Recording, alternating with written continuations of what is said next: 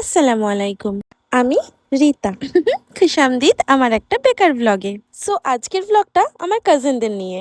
Sudden একটা plan হলো, চলো বিল্লাপুরের চা খেয়ে আসা হোক। আর এতই সুন্দর ইভিনিং ছিল যে না করা যায়নি। তাই বেরিয়ে পড়লাম বিল্লাপুরের চা খেতে। যেতে যেতেই সূর্য মামা ডুবে গিয়েছিল, আর সানসেটের পরে রিভার সাইডের আলাদা সৌন্দর্য দেখা যায়। সো বেসিক্যালি এটা ছিল রায়পুর রিভার সাইড। আমি এই বাঁদরদের পাল্লায় এই ফার্স্ট টাইম এলাম, বাট আমার এসে একটু রিগ্রেট হয়নি। দেন ফেমাস জামাইয়ের চা দোকান থেকে 4টি চা অর্ডার করে দিলাম, আর আমরা ছিলাম 5 জন, কিন্তু 4টে চা। কারণ এরা দুজন দুধ ভাত, এরা খাবে শেয়ার করে। তারপর কোনো এক পেতনি আমার মামাতো ভাইয়ের গাড়িটা খারাপ করে দেয়। যেমন এক পেতনি ওর জীবনটা খারাপ করে দিয়েছে। Jokes apart. Then on the way আবার সার্টেন প্ল্যান হয় যে আমরা যাব আড্ডা পয়েন্ট ঘুরতে।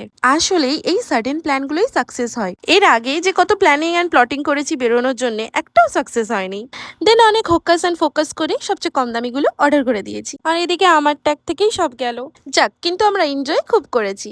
দেন আমাদের অর্ডারগুলো সব চলে এলো এক এক করে। আর এখানেও সেম 5টার জায়গায় 4টে কোল্ড ড্রিঙ্কস অর্ডার করেছি। ওই একই কথা, তোরা দুধ ভাত তোরা খাবি শেয়ার করে। দেন খাবার মাঝে জিজ্ঞেস করি, বিসমিল্লাহ বলেছিস? না, বলতে ভুলে গেছি। দেন আর কি মজা করে আমরা ওখান থেকে বেরিয়ে গেলাম। সো আমার কাজিনদের নিয়ে যদি ব্লগ তোমাদের ভালো লেগে থাকে তাহলে নিশ্চয়ই আমাকে কমেন্টে জানাবে। দেন এখান থেকে তো আমরা সবাই উড়ে উড়ে বেরিয়ে গেলাম, কিন্তু কে জানে যে নিচে গিয়ে আরেকটা নতুন প্ল্যান হবে। প্ল্যান হলো আইসক্রিম খেতে যাওয়ার। তাই আমরা আবার ফুরফুর করতে করতে পৌঁছে গেলাম ক্যাফে ডি আড্ডা। ওখানে সত্যি অরুণ কোম্পানির অনেক রকম ভ্যারাইটিস অফ আইসক্রিম আছে। দেন আমরা সবাই আইসক্রিম এনজয় করলাম। তারপর আমরা চাঁদ দেখতে দেখতে চললাম বাড়ির দিকে।